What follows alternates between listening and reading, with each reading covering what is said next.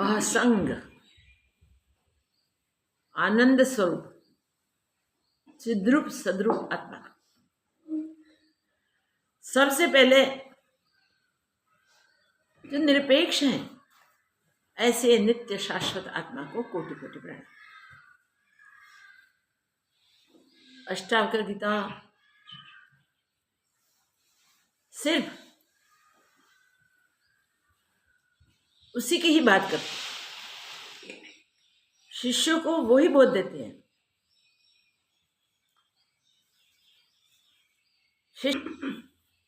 इसमें कभी कभी हमें थोड़ा पुनरावर्तन भी दिखता है, मगर वास्तव में वो पुनरावर्तन नहीं होता है, लगता है। हम कहीं भी चले, नदी का प्रवाह देखें, भिन्न भिन्न प्रकार के उसके वळांग भी देखने को मिले, एक सरीखे जैसे भी होवे, वो एक समान नहीं होते। जब सोचते हैं तब पता चलता है कि नहीं, वो में मोड़ था, ये भी मोड़ है। गीता में जितने भी सारी गीता हैं वहां कोई कोई बात का हमें पुनरावर्तन दिखाई दे, मगर वास्तव में वो पुनरावर्तन नहीं होता। जो श्रोता है उसके अधिकार के अनुसार गुरुदेव सामने सबको देख के वाणी का प्रवाह को मोड़ देते हैं। हमने कई बार सुना है, न त्वम देहो न ते देहो। तो ये बातें तो बार बार सुनने को मिलती है शास्त्रों में, एक ही शास्त्र में अनेक बार सुनने को मिलती है।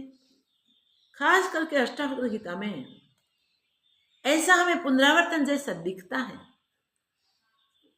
यह श्लोक से हमें पता चलेगा कि नहीं, दिखता है, पुनरावर्तन नहीं होता। जब तक हृदय में हमारे नहीं बैठता तब गुरुदेव भिन्न भिन्न प्रकार से एक ही बात करते हैं, क्योंकि वो एक ही है। सत्संगी और सबके हृदय में दृढ़ता की अपेक्षा, दूसरा तो है नहीं, किसका सत्संग करे भाई। अद्वितीय ब्रह्म, उसको प्राप्त करने के लिए, उसको पहचानने के लिए, उसे जानने के लिए अपने शिष्यों को वो भिन्न भिन्न प्रकार से एक ही एक बात समझा रहे हैं। देखिए, हमने अष्टावक्र गीता के 14 प्रकरण पूरे देख लिए हैं, ये 15वां प्रकरण चल रहा है। तो इसमें हमने कई बार देखा है कि ये बात तो पहले की थी, ये सत्संग तो पहले हुआ था, ऐसा ही कहा था। नहीं, हमारे अधिकारत्व को दृढ़ करने के लिए, हमारे अधिकार सिद्ध हो जाए, इसके लिए हमें वो देख कर कहते हैं, और ये बात बार बार कहते हैं, न त्वम देहो न ते देहो। अनेक प्रकार से कहते हैं, तुम देह नहीं हो भाई, और देह तेरा नहीं है। आज ये चतुर्थ श्लोक में 15 अध्याय के यही बात कर रहे हैं, और अद्भुत बात शॉर्टेस्ट वे में कहते हैं, कोई डिटेल नहीं। पुनरुक्ति दिखे तो भी वो आवश्यक है, इसीलिए कहते हैं। तो ये चिद्रूप आत्मा को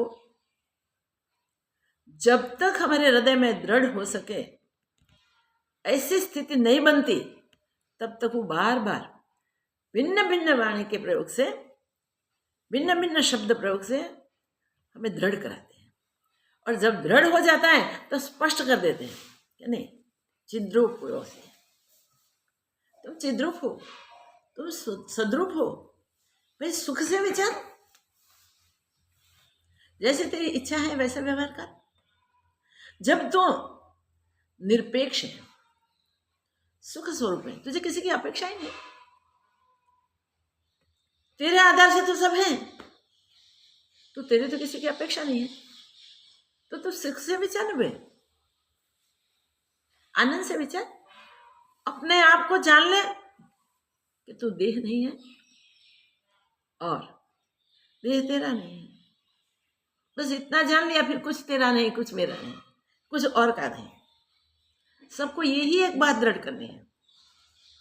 ये बात दृढ़ कराने के लिए बार बार बार बार बार बार यही सत्य को पुनरुक्ति के साथ बताते हैं। हम इस अध्याय को इतने अच्छी तरह से दृढ़ करने की कोशिश करेंगे जिससे हम अपने आप को जान लें।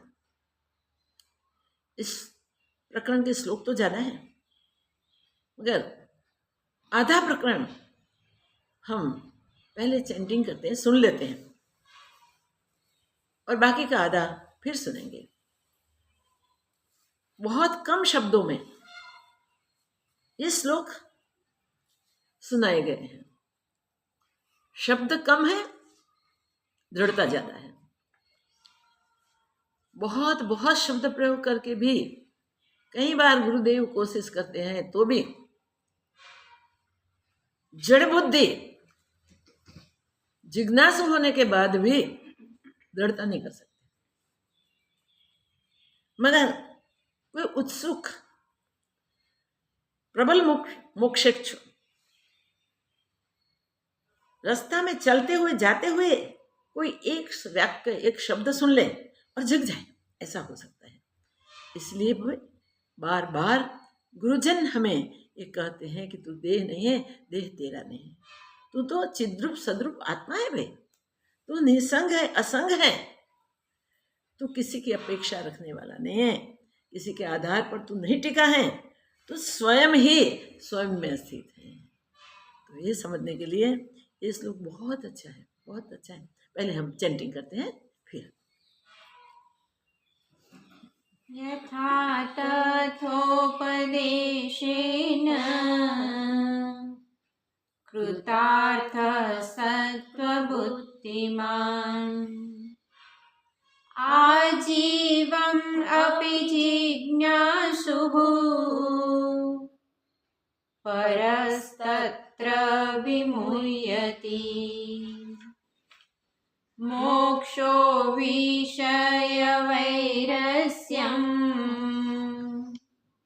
बन्धो वैषयिको रसः एतावदेव विज्ञानम् यथेच्छसि तथा कुरु वाग्मी प्राज्ञम् अहोद्योगम् जनम् मूकजडालसम् करोति तत्त्वबोधोऽयम् तस्यक्तो बुभुक्षुभिः न त्वं देहो न ते देहो भोक्ता कर्ता न वा भवान् चिद्रूपोऽसि सदा साक्षी निरपेक्षः सुखं चर रागद्वेषो मनोधर्मो न मनस्ते कदाचन निर्विकल्पोऽसि बोधात्मा निर्विकारः सुखं चर सर्वभूतेषु चात्मानम् सर्वभूतानि चात्मनि विज्ञाय निरहङ्कारो निर्ममस्त्वं सुखी भव विश्वं स्फुरति यत्रेदम् तरंगा इव सागरे तत्त्वम् एव न सन्देहः चिन्मूर्ते विज्वरो भव श्रद्धस्तात श्रद्धस्त नात्र मोहं कुरुष्व भोः ज्ञानस्वरूप भगवान् त्वं प्रकृते परः गुणे संवेष्टितो देहः तिष्ठयाति याति च आत्मा न गन्ता नागन्ता किमेन मनुषोचसि देहस्तिष्ठतु कल्पान्तम् गच्छत्वदेव वा पुनः क्व वृद्धि क्व च वा हानिः तव चिन्मात्ररूपिणः तव चिन्मात्ररूपिणः तव चिन्मात्र रूपिण, तुम चिन्मात्र रूप। चिन्मात्र एक ऐसा शब्द प्रयोग है जिसमें सारा संसार समझ आता है। महत से महत और सूक्ष्म से सूक्ष्म सब जिसमें आ जाते हैं वो चिन्मात्र आत्मसत्ता है। इसका मीनिंग वो हुआ कि आत्मा सर्वत्र आकाश की तरह व्यापक है। सब कुछ वो ही है। जैसे आकाश का न आदि मिलता है न अंत मिलता है, तो मध्य कैसे मिले? जगत के दृष्टांत लेवे तो सबसे बड़ा दृष्टांत है आकाश जैसा व्यापक, मीन्स जिसका कोई अंत नहीं है, बेअंत है किसी भी साइड से। वो आत्मा सब कुछ है और वो जानते हैं वो स्वयं सब कुछ बन के स्थित है। तो कैसे बना? हमने आदि जीव की कहा योग वाशिष्ठ में अभी 2-3 दिन पहले सुनी थी। आदि जीव आत्मा से उत्पन्न है। देखिए आत्मा से कैसे उत्पन्न है? आत्मा ने नहीं बनाया, स्फुरण मात्र से स्वाभाविक उत्पन्न हो गए और फिर उन्होंने स्फुरण मात्र से सारा संसार बना दिया। सब जीव अगर वो अपने आदि स्वरूप को याद रखे तो और कुछ है ही नहीं, वही वो है। मगर हम तो देह में बंध गए भाई। शरीर गणित देखते हैं, फिर भी अपने शरीर में केंद्रित हो गए जो अपना नहीं है। जिसको अपना मान लिया उसमें हम राग द्वेष काम क्रोध मद मोह मत्सर, लाभ हानि, जय पराजय, सुख दुख, ये सब देखने लगे। जीवन पर्यंत ये करते रहे। एक दिन हुए हुए भूल तो सुधारने में आसानी है, मगर कहीं जन्मों से ये गलती की है हमने। हम जो है उसे हम ही नहीं जानते हैं, और जो हम नहीं है उसमें हमने मैपन कर दिया है। ऐसा दृढ़ मैपन किया है कि कोई भी समझावे इतने जल्दी हम समझ नहीं पाते कि भाई ये शरीर हम नहीं है। शरीर के साथ जो कुछ होता है वो हमारे साथ ही होता है, ऐसा मानते हैं। शरीर में रहकर जो अपनापन किया है, परायापन किया है, वो हमारी मान्यता है। न कोई अपना न कोई पराया, ये सत्य निर्विवाद सत्य है। उसे याद रखना आसान है, अति आसान है, क्योंकि दूसरा होवे तो हम भूल जाए, गलती होवे, ये तो कैसे भूले ही नहीं। इसलिए कहते हैं कि आत्मज्ञान एक बार हो गया फिर उसके सिवा और कुछ जानने का बाकी नहीं रहता। ऐसे आत्मज्ञान को प्राप्त करने के लिए, ज्ञान को प्राप्त करना है, आत्मा को प्राप्त नहीं करना है। आत्मा तो प्राप्त ही है। उसका ज्ञान प्राप्त करने के लिए हमें जितने हो सके इतने जल्दी स्वीकार करके उसकी दृढ़ता में लग जाना चाहिए।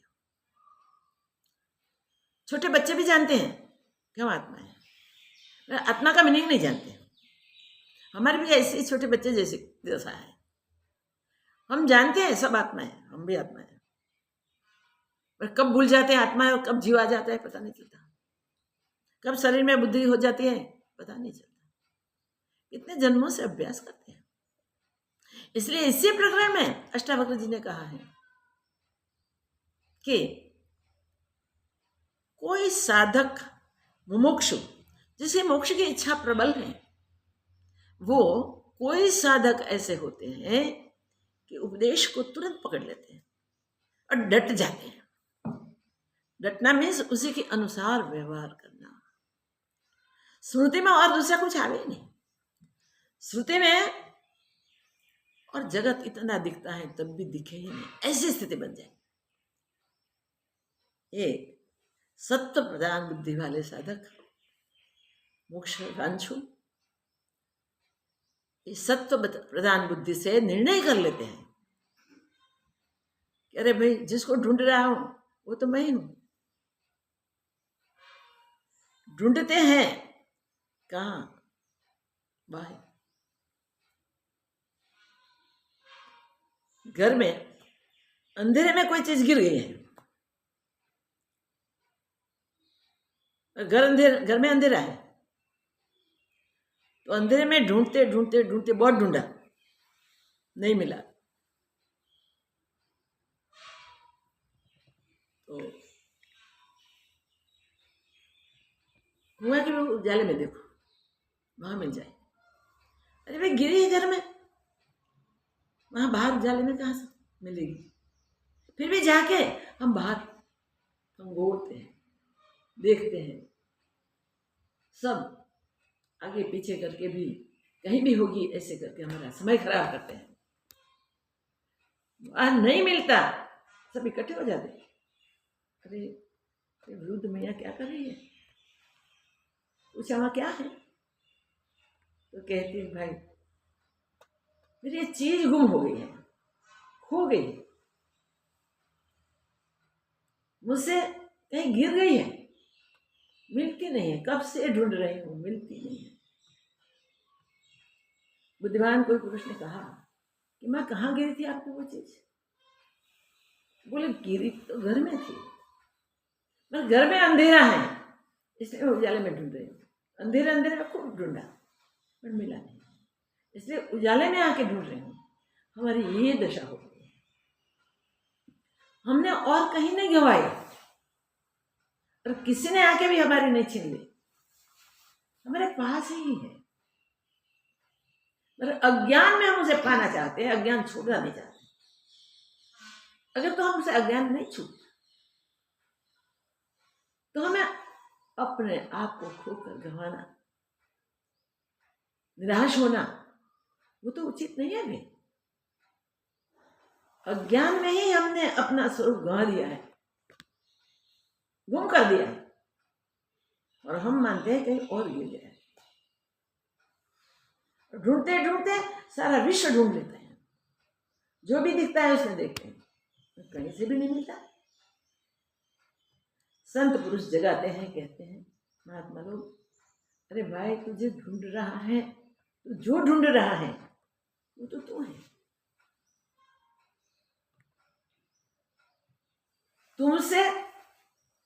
तुम कैसे पाओगे? देखो, जो ढूंढता है वो स्वयं है। कितना भी ढूंढो कहां से पाओगे? नहीं पाओगे। ये अज्ञान अंधेरे में हम अपना उज्जवल हीरे को गवा देते हैं, गुमराह कर देते हैं। अंधेरा अज्ञान इतना गहरा है, इसमें वो अंधेरे में गिरा है और कपड़े से लपेटा हुआ गिरा है, तो चमकता नहीं है, दिखता नहीं है।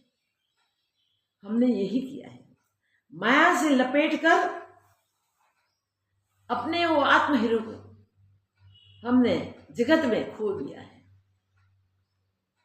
जब तक अज्ञान अंधेरा नहीं मिटेगा, जब माया की लपेट जब तक छूटेगी नहीं, तब तो वो मिलने वाला नहीं है। याद रखो। यहां अष्टावक्र जी महाराज कहते हैं, न त्वम देहो न ते देहो, न तू देह है न देह तेरा है, और तू देह में ही पड़ा है। निकल बाहर। तुम तेरा अपना स्वीकार करो, खुद का स्वीकार करो, स्वयं का स्वीकार करो और डट के वो अभ्यास करो, मैं स्वयं ही हूं, मेरे सिवा कुछ है नहीं। द्वैत ब्रह्म मिट गया, अद्वैत आत्मानुभूति हो गई, फिर तो परमानंद, फिर और कुछ नहीं है। पुकार पुकार के करते वशिष्ठा जी माँ खड़ी करके मैं पुकारता हूं, मैं कहता हूं, और सुनते नहीं कोई। इसके लिए कुछ करना नहीं है, अपने आप जो वास्तविक है उस स्वरूप को हमें स्वीकार कर लेना है, और स्वीकार करके मैं वही हूं वो दृढ़ करने के लिए अभ्यास करना है। हम वहां गुम हो जाते हैं, नहीं पा सकते हैं। इसका कारण वो है कि हम रात दिन शरीरधारी बन के मान के अपने को गूंथे रहते हैं संसार की क्रिया प्रक्रिया में, और संसार माया है और कुछ नहीं है। माया महाबलवंती है, महामोहने वाली है, वो कब हमें लपेट लेगी पता नहीं चलता। और एक बार माया का लिपटा हुआ, इसमें से स्वयं निकलना मुश्किल है, निकल नहीं सकता भाई। उसमें सहाय भी मिलती है, भगवान की बहुत दया है।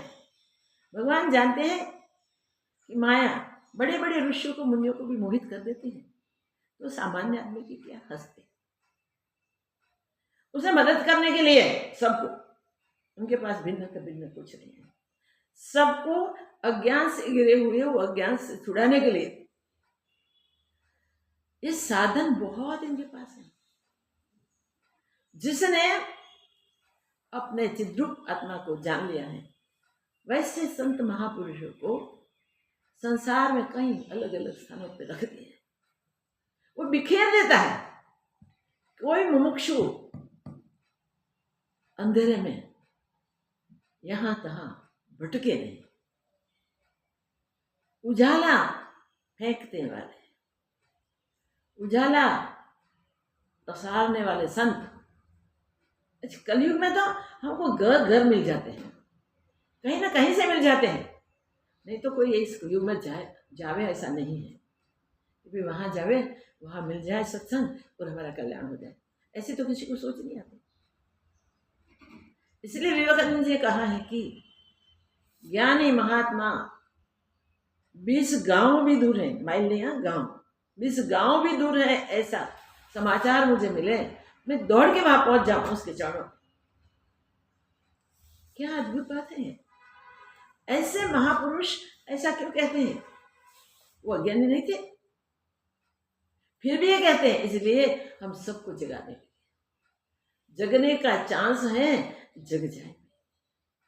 ऐसा संत संग मिल जाए, संत समागम हो जाए, तो समझना कि ईश्वर की बड़ी कृपा है। यहां हमें अपनी खुद की पहचान हो जाएगी। संत महात्मा भिन्न किसी की पहचान नहीं करवाते, अन्य उनकी दृष्टि में है ही नहीं। जब जिज्ञासु शिष्य बन के शरण में जाता है, तब भी ज्ञानी महात्मा कभी उसको शिष्य के रूप में नहीं देखते, उसे भी वही देखते हैं जो स्वयं है। उसका स्वरूप भिन्न भिन्न नहीं है अपने आप से, और ऐसा समझ के ज्ञान चर्चा करते हैं। अज्ञान अंधेरे को हटाने के लिए प्रकाश करना पड़ता है। और संसार में दृष्टांत दिया है। सूर्य भगवान देखिए, रात्रि के गहरे अंधकार में भी पहले उषा को भेज देते हैं, और उषा से सोते हुए अंधेरे में डटे हुए जीव जैसे जग जाते हैं, वैसे जिज्ञासु जगते हैं। और फिर सूर्य स्वयं पूर्ण प्रकाश से आ जाता है, जो हमारा सबका आत्मा है, वही ब्रह्म है, वही हम है। देखिए, ये दृष्टांत लेके हम समझ ले, दृढ़तापूर्ण स्वीकार कर ले, और वही निश्चय से हम प्रारब्ध योग को जीते जाए, व्यवहार करते जाए। ये प्रारब्ध प्रत्येक जीव की नीति है, समझो। सब जीवों के लिए ब्रह्मा जी ने वो नीति सृष्टि का सृजन करते समय बना दी है। कौन किस प्रकार का कर्म करेगा और उसको क्या परिणाम मिलेगा, जीव उत्पन्न करने पहले निश्चय करके रख दिया है। जो जैसा कर्म करेगा वो देखेगा तो उसको नीति में मिलेगा, इस कर्म का परिणाम ये है। इसमें भी दो विभाग कर दिए। जो मनुष्य जन है वो अपने कर्मों के हिसाब से मनुष्य तन पाके पुरुषार्थ करते हैं। तब अगर संत शरण में जाते हैं तो उसको खुद की पहचान सहज हो जाती है। मगर मैं कौन हूं ये प्रश्न ही नहीं किया तो, इसलिए रमण महर्षि बार बार कहते हैं, पहले अपने आप को पूछो हम कौन हैं। आपको आपसे ही जवाब मिलेगा। बहुत बढ़िया बात यह है, आपको आपसे ही जवाब मिलेगा, अन्य से नहीं। तो ज्ञान बाहर से नहीं आता भाई, सत्संग चर्चा में हमारी जागृति होती है। ज्ञान तो भीतर से ही होगा, अज्ञान स्वयं के पुरुषार्थ से ही हटेगा। इसीलिए इस श्लोक में पर्टिकुलर कह दिया है, न तुम देहो न ते देहो। पहला सेंटेंस ये है, पहले निश्चय करके तू देह नहीं है और देह तेरा नहीं है। फिर कहाँ गलती की? आदि जीव उत्पन्न हुआ वहां से, जो भी उत्पन्न हुए सब निर्दोष ब्रह्म के स्पंदन में ही आए हैं।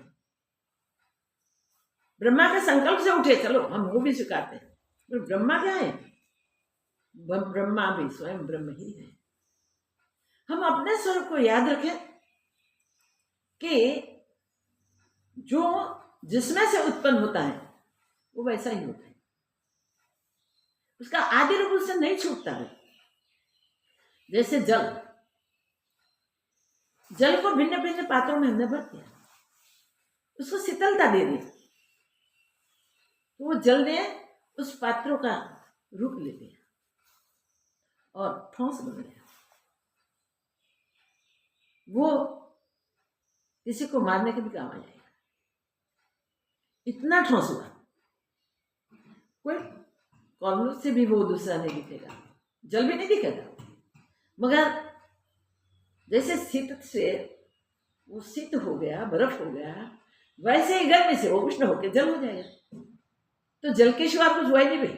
ये सब हुआ तो भी जल के सिवा कुछ नहीं हुआ। बर्फ हो गया, आकार भी धारण कर लिया, उसका रूप भी देखने को मिला, नाम भी पलट गया, देखिए, तो भी जल के सिवा कुछ नहीं है। वैसे ही हम देह को लेके देह अपने को मानते हैं, मगर हम वो देह नहीं है, अपना आदि रूप देखें। हम अपने आप को पूछे मैं कौन हूं, कहां से आया और फिर कहां जाऊंगा, बस इतना ही सोचना है। तो हम स्वयं आए हैं, इसलिए प्रश्न पूछे जाते हैं। और स्वयं को ही गति करनी है।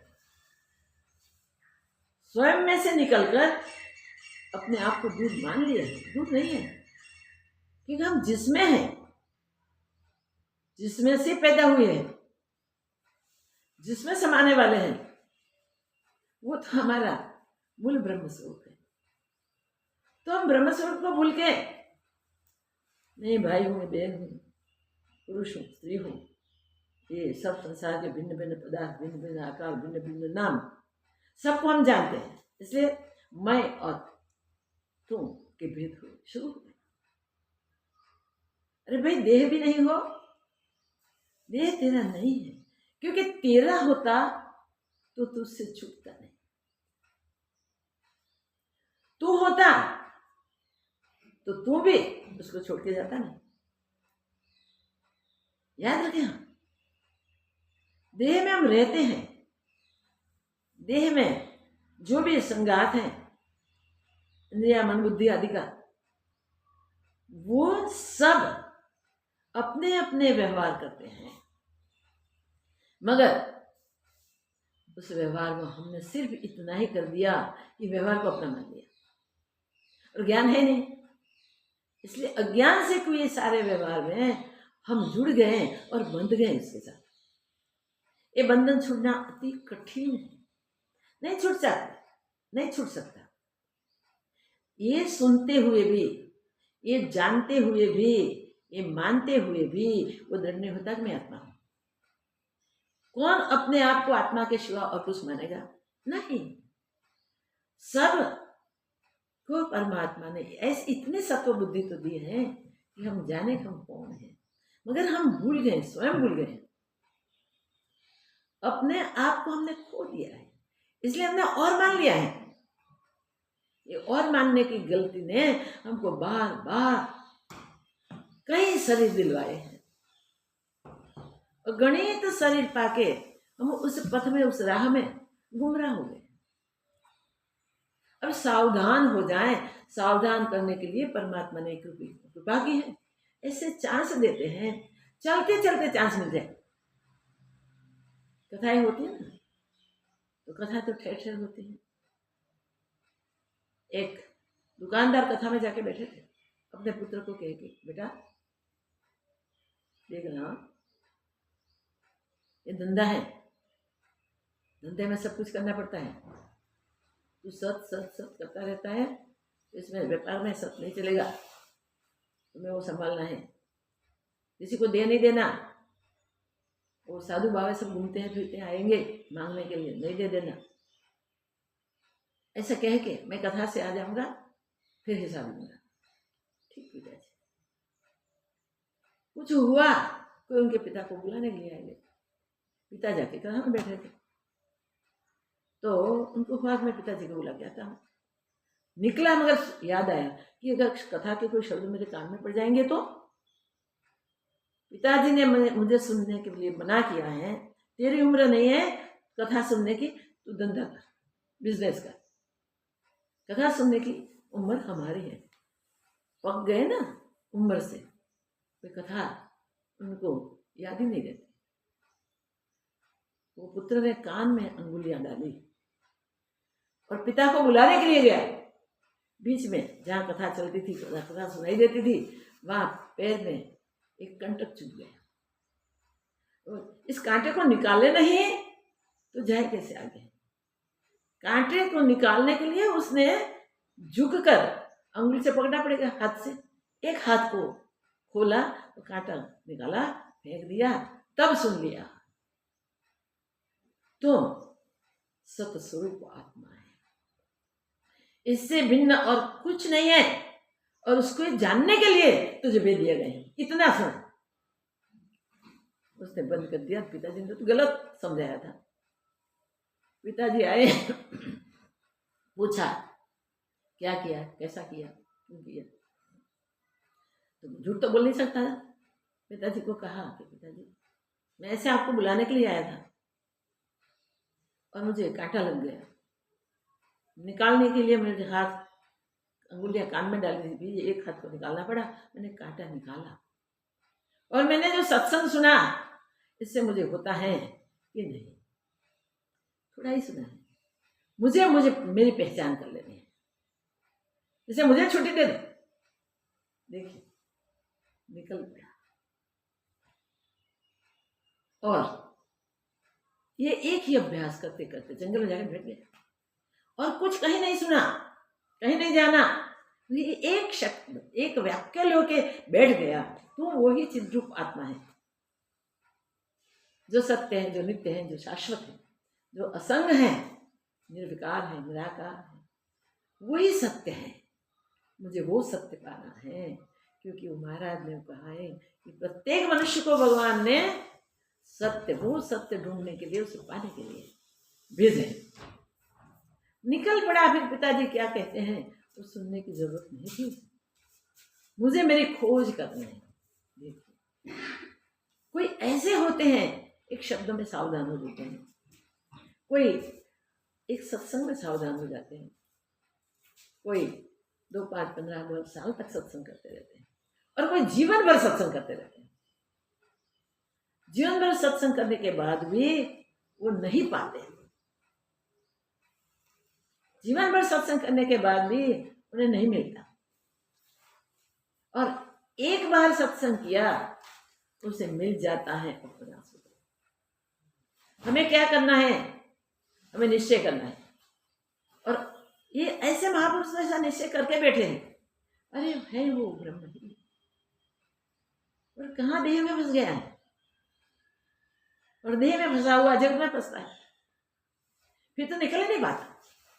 उसको निकालो निकालो निकालो। निकालने के लिए हमें इतना बोध करते हैं,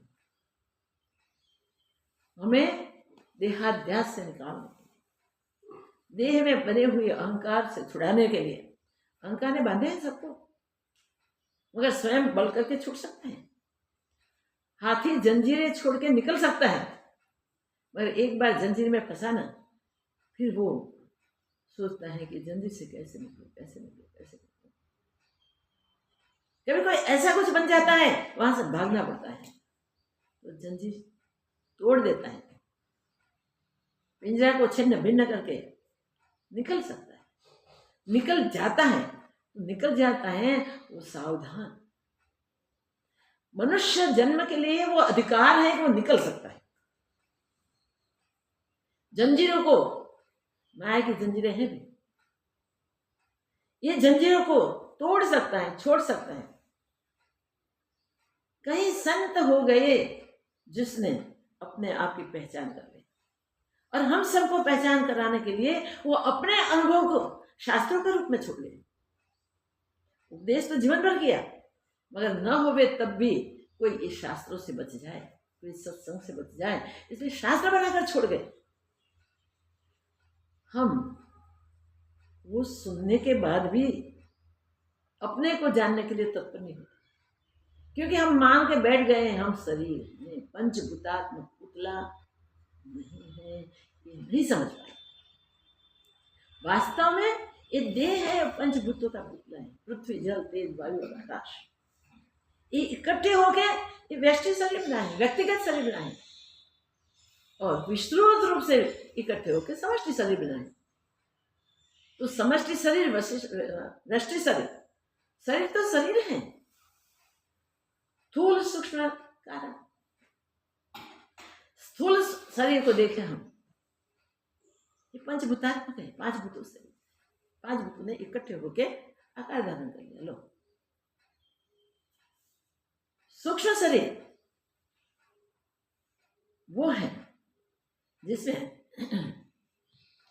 15 तत्व तो हम जानते हैं, 5 प्राण हैं, 5 कर्मेंद्रिय हैं, 5 ज्ञानेंद्रिय हैं, 15 हुआ। मन, बुद्धि, चित्त, अहंकार 4 गिने तो 19 हुए, और मन बुद्धि को गिने तो 17 हुए। ये सूक्ष्म शरीर जो संस्कारों को लेके जाता है, और वो संस्कार अपने पूर्व कर्मों के हिसाब से इसमें से जितना प्रारब्ध बना वो भुगतने के लिए जाता है। तो खुद ही फंसा है, खुद छूटे तो यहां से छूट सकता है, न छूटे तो अपने कर्मों की वासना से बंध कर लपेट कर फिर माया में डाला जाता है। और कारण शरीर, अज्ञान ही कारण शरीर है भाई, याद रखो। हम अपने आप को नहीं जानते कि हम देह नहीं है, हम शुद्ध चिन्मात्र आत्मा है, हम असंग हैं, हम निरपेक्ष है, हमें किसी की अपेक्षा नहीं, कुछ भी नहीं। तो वो नहीं जानते हैं, इसलिए हम फिर जंजीरों से बनते हैं और सामर्थ्य होते समय भी हम सावधान नहीं हो सके, इसलिए जन्मों तक दुखी सुखी दुखी सुखी दुखी सुखी। इसमें क्षणिक है सुख दुख, वो नहीं पहचान सकते हैं और उसमें गुमराह हो जाते हैं, फिर गुमराह हो जाते हैं। कहीं विजय हो जाए, धन्य धन्य, खुश खुश हो जाते हैं। भाई विजय किसका हुआ देख तो सही, कहाँ हुआ वो देख तो सही।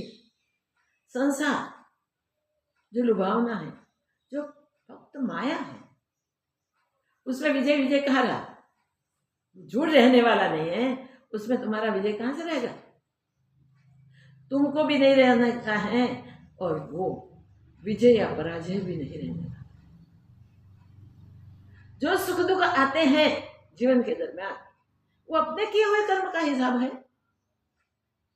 तो हिसाब चुकता हो गया भाई, चलो अब राग द्वेष नहीं करना है, इतना समझ जाए। किसी पे क्रोध का अवसर भी आ जाए, हमने अपने कर्मों को नहीं देखे, हम कहते उसने हमारा खराब कर दिया, तो उसने खराब कर दिया कह के हम फिर दूसरा दोष कर देते हैं। हमारे कर्म के कारण सामने आया, तब दूसरा कर्म किया, कर्ता भी बना और भोक्ता भी बना। यहां स्पष्ट कर दिया है तो चिद्रूप आत्मा है, कर्ता भोक्ता कहां से हुए, न तुम देहु न ते देहु। जो देह बनता है भुगतने के लिए, साधन बनता है, वो तुम नहीं हो भाई, तुम तो इस सबका साक्षी हो। यहां स्पष्ट करके कहा, चिद्रूपो असि सदा साक्षी, हमेशा तू साक्षी है। जब तू जगे तब पता चलेगा अरे भाई मैंने क्या किया, अपने आप को भूल गए, मैं ऐसे भटकता रहा, ऐसे जुड़ता रहा सबसे खो के। स्वरूप में तो मैं कभी किसी से मिलता नहीं हूं, स्वरूप से मैं किसी से दूर भी नहीं हूं। स्वरूप से जो भी कुछ है वो स्वयं वही है जो मैं हूं। देखिए कितनी बढ़िया बात बताई। ये बात जानते हुए भी हजारों बार हमने सुनी होगी महापुरुषों से, हम फिर शरीर में आ जाते हैं। शरीर को कोई कुछ कष्ट दिया किसी ने, तो उसको शत्रु मान लेते हैं। किसी ने शरीर को थोड़ा आश्वासन दिया, शासन दिया, कुछ सहाय किए, हम उसको अपना मान लेते हैं। अरे भाई जिसने आके तुम्हारे गांव पे लेप कर दिया है वो भी तुम्हारा कर्म ही है, और जिसने गा दिया है वो भी तुम्हारा कर्म है। अब किससे राग द्वेष करोगे भाई, सोचो। किससे अपना पराया करोगे, किससे क्रोध करोगे, नफरत करोगे, और किससे प्रेम करोगे। ये कुछ बनता ही नहीं, सारे विषय है भाई। शब्द स्पर्श रूप रस और गंध, ये पांचों विषय मनुष्य को दिए गए हैं इससे तिरने के लिए, इससे निकलने के लिए। मगर हम तो देह में फंस जाते हैं और देह के साथ ये विषय भुगतने के बड़ा आनंद आता है, मगर वो क्षणिक होता है। कोई भी सुख जिसको हमने सुख माना, जिसमें हमने आनंद ढूंढा, वो क्या सुख स्वरूप है? सोचना चाहिए वो हमें। सुख के पीछे दुख लिपटा हुआ है, आएगा ही आएगा। दुख के पीछे सुख, सुख के पीछे दुख। जैसे कर्म करके हमने रखे हैं वैसा फल आएगा और वैसा भुगतना ही होगा। मगर मनुष्य जन्म में उसको जान लेना और जान के देखे कि भाई प्रारब्ध ही हमारा है, अपना ही है। जो हम अपने स्वरूप को नहीं जानेंगे तो इसमें से अपना बुद्धि, अपनापन नहीं मिलेगा। मन में जुड़ गए हैं, मन में उठते हुए विचार दृश्य को देख के, दृश्य के और ले जाते हैं, उसे फंसा देते हैं। हम तो दृश्य को देखते हैं, खुद को नहीं देखते। दृश्य को देखने के लिए जो दूर निकलता है वो खो जाता है, जो अपने आप में ढूंढता है वो मुक्त हो जाता है। पूर्व कर्मों से मुक्त हो जाएगा, प्रारब्ध से भुगत के शेष कुछ नहीं रहेगा प्रारब्ध में।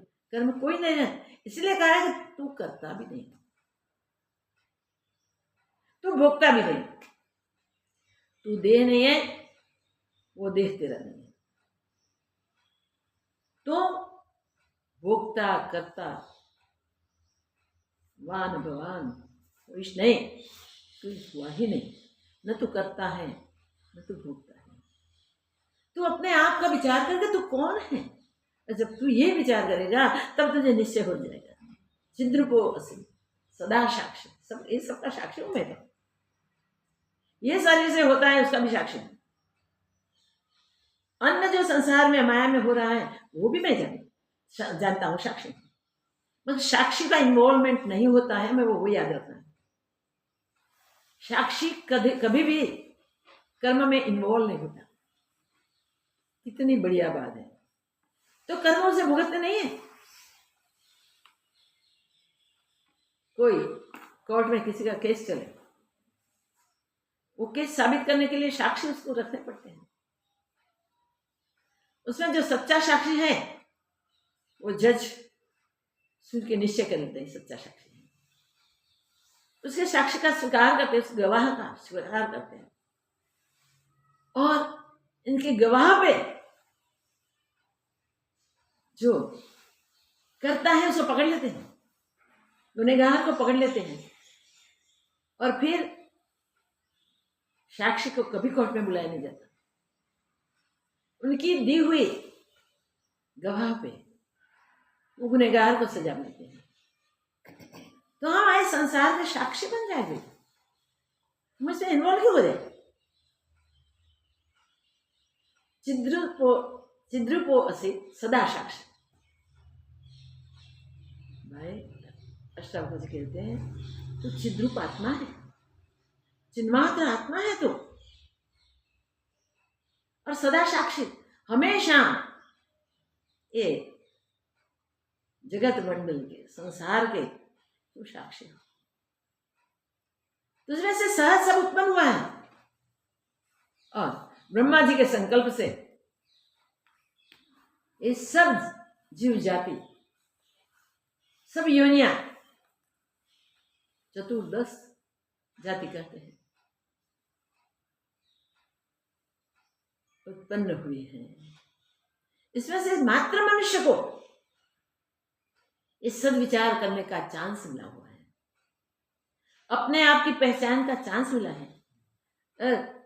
मनुष्य जो भी अपने आप को जान लेता है मेरे सिवाय कुछ नहीं है, मैं अद्वैत आत्मा ही सर्वरूप होकर स्थित हूं।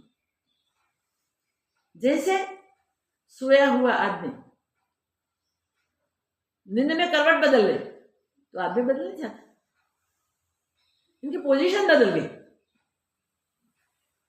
और ये सहज बदल गई, उसे पता भी नहीं है कि मैंने करवट बदल गया।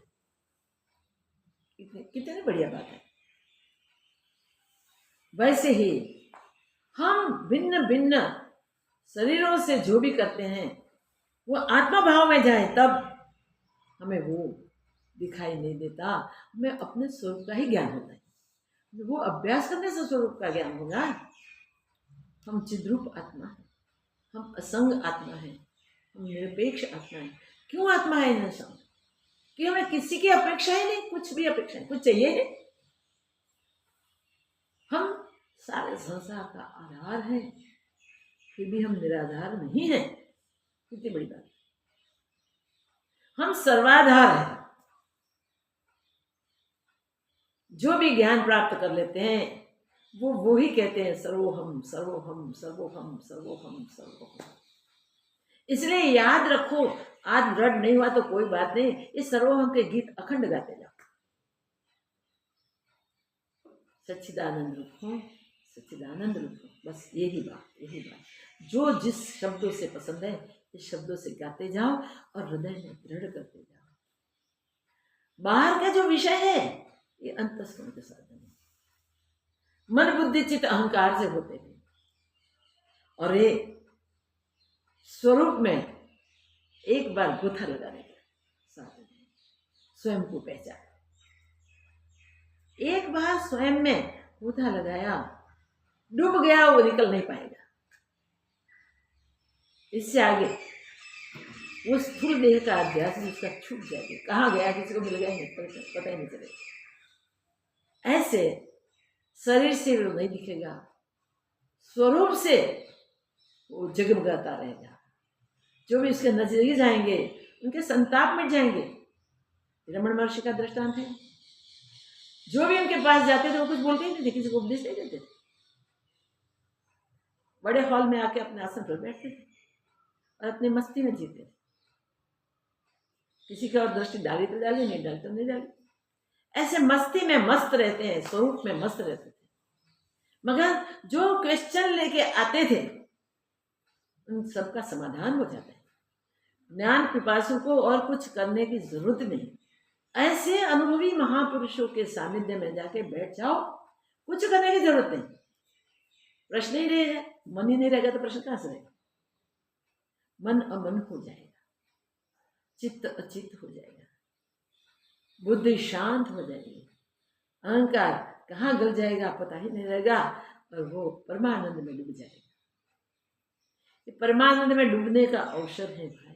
इसीलिए अष्टावक्र जी महाराज कहते हैं सावधान रहो, तुम देह नहीं हो और देह तुम्हारा नहीं, वो भी याद रखो, देह तुम्हारे संग नहीं करता। देह बीमार हो जाता है, तुमको जाना है और कहीं यात्रा पे जा सकोगे? तुम्हारा होता तुमको लेके नहीं चलता। और जब वो साथ नहीं चलता, वो हमारा अपना नहीं है, हम वो नहीं है, वो तो उठक जाते, हम वो नहीं है। जब हम शरीर ही नहीं तो और क्या हो सकते हैं।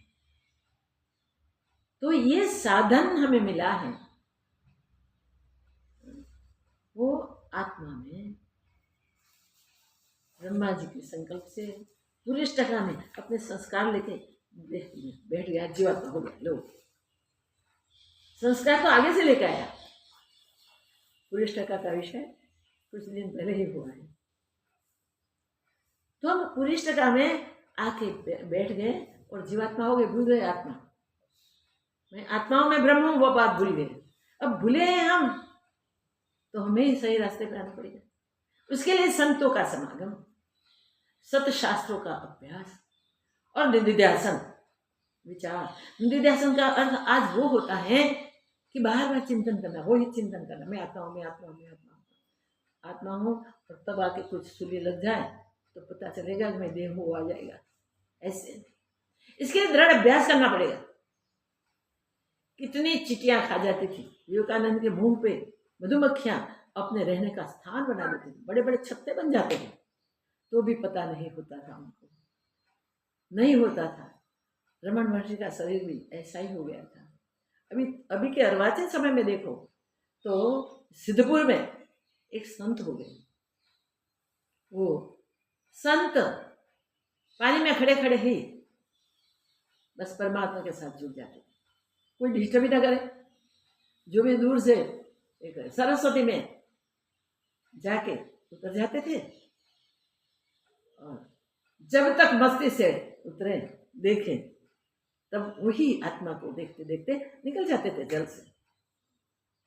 मगर फिर तो वो जीवन भर उसी में ही रहे।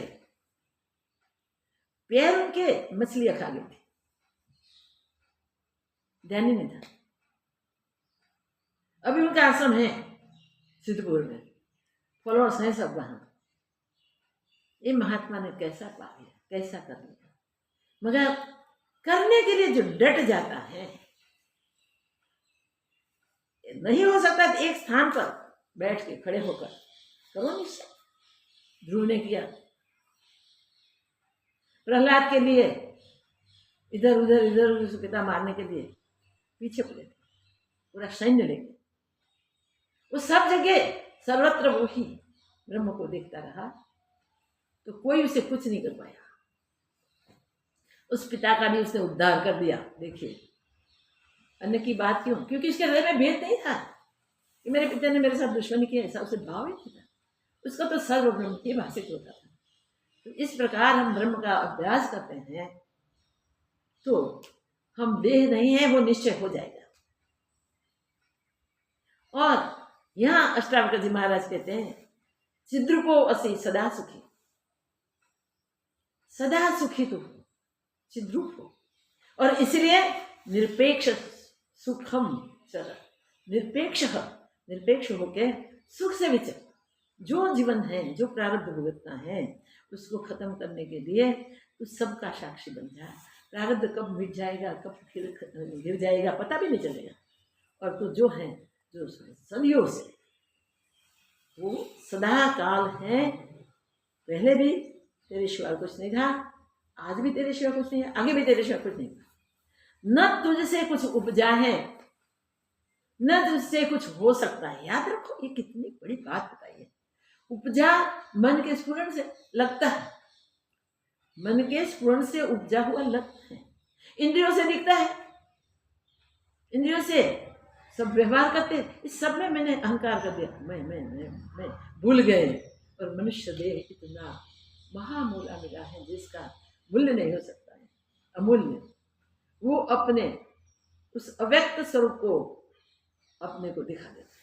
देखिए कितनी बड़ी बात, गया हुआ हीरा मिल जाता है। तो ये शरीर में रहकर ही हम प्रारब्ध भी पूरा करते हैं और स्वरूप को प्राप्त करते हैं। इसमें जो स्वरूप को प्राप्त करके जीवन मुक्ति की मौज लेते हैं, वो और महान है। वो मौज लेने के लिए सबसे जल्दी से जल्दी हमें प्राप्त कर लेना है। भगवान की ऐसी कृपा है, उन्होंने पहले से करके रखी है, उसको पहचान के हम कृपा के पात्र हमेशा रहे। वही शक्ति और सामर्थ्य उसकी और हमें दे दिया गया है, उसको जगा लें और अपना कार्य सिद्ध कर लें, पूर्ण कर लें। अब हम जप को करेंगे। दयाल गुरु संभारी हर हर विश्व के संकट भारी, जय जय जय हनुमान गोसाई कृपा करो गुरुदेव विनायक। दीन दयाल गुरु संभारी हरुनाथ विश्व के संकट भारी, जय जय जय हनुमान गोसाई कृपा करो गुरुदेव विनायक। दीन दयाल गुरु संभारी हरुनाथ विश्व के संकट भारी, जय जय जय हनुमान गोसाई कृपा करो गुरुदेव विनायक। दीन दयाल गुरु संभारी हरुनाथ विश्व के संकट भारी, जय जय जय हनुमान गोसाई कृपा करो गुरुदेव विनायक। दीन दयाल गुरु संभारी हरुनाथ विश्व के संकट भारी, जय जय जय हनुमान गोसाई कृपा करो गुरुदेव विनायक। दीन दयाल गुरु संभारी हरुनाथ विश्व के संकट भारी, जय जय जय हनुमान गोसाई कृपा करो गुरुदेव विनायक। दीन दयाल गुरु संभारी हरुनाथ विश्व के संकट भारी, जय जय जय हनुमान गोसाई कृपा करो गुरुदेव विनायक। दीन दयाल गुरु संभारी हरुनाथ विश्व के संकट भारी, जय जय जय हनुमान गोसाई कृपा करो गुरुदेव विनायक। दीन दयाल गुरु संभारी हरुनाथ विश्व के संकट भारी, जय जय जय हनुमान गोसाई कृपा करो गुरुदेव विनायक। दीन दयाल गुरु संभारी हरुनाथ विश्व के संकट भारी, जय जय जय हनुमान गोसाई कृपा करो गुरुदेव विनायक। दीन दयाल गुरु संभारी हरुनाथ विश्व के संकट भारी, जय जय जय हनुमान गोसाई कृपा करो गुरुदेव विनायक। दीन दयाल गुरु संभारी हरुनाथ विश्व के संकट भारी, जय जय जय हनुमान गोसाई कृपा करो गुरुदेव विनायक। दीन दयाल गुरु संभारी हरुनाथ विश्व के संकट भारी, जय जय जय हनुमान गोसाई कृपा करो गुरुदेव विनायक। दीन दयाल गुरु संभारी हरुनाथ विश्व के संकट भारी, जय जय जय हनुमान गोसाई कृपा करो गुरुदेव विनायक। दीन दयाल गुरु संभारी हरुनाथ विश्व के संकट भारी, जय जय जय हनुमान गोसाई कृपा करो गुरुदेव विनायक। दीन दयाल गुरु संभारी हरुनाथ विश्व के संकट भारी, जय जय जय हनुमान गोसाई कृपा करो गुरुदेव विनायक। दीन दयाल गुरु संभारी हरुनाथ विश्व के संकट भारी, जय जय जय हनुमान गोसाई कृपा करो गुरुदेव विनायक। दीन दयाल गुरु संभारी हरुनाथ विश्व के संकट भारी, जय जय जय हनुमान गोसाई कृपा करो गुरुदेव विनायक। दीन दयाल